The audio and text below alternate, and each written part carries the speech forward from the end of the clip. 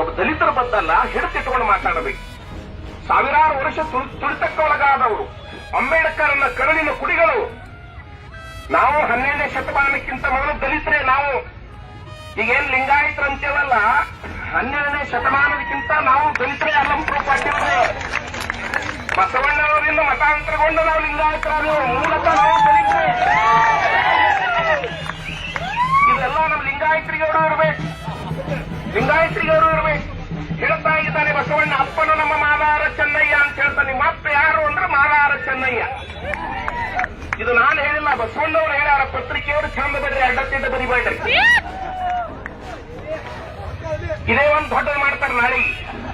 ಇದೇ ಮುಖ್ಯ ಮೊದಲು ದಲಿತರಿದ್ರತ್ರಿ 12ನೇ ಶತಮಾನ ಇದ್ದಿದೆ ಖರೆ. ನಾವು 12ನೇ ಶತಮಾನಕ್ಕಿಂತ ಪೂರ್ವದಲ್ಲಿ ದಲಿತರೇ ಇದ್ದೆವು. ಆ ನಂತರ ಬಸವಣ್ಣವರು ಬಂದ ಬಳಿಕ ಜಾತ್ಯತೀತ ಮನುಷ್ಯ ಅಂತ ತಿಳ್ಕೊಂಡು ಎಲ್ಲರೂ ಏನಾದೆವು, ಲಿಂಗಾಯತರಾದೆವು. ಲಿಂಗಾಯತರಾದೆವು. ಲಿಂಗ ಇಲ್ಲಾರದವರು ದಲಿತರಾದ್ರ ಅಷ್ಟೇ. ಇಲ್ಲೇನು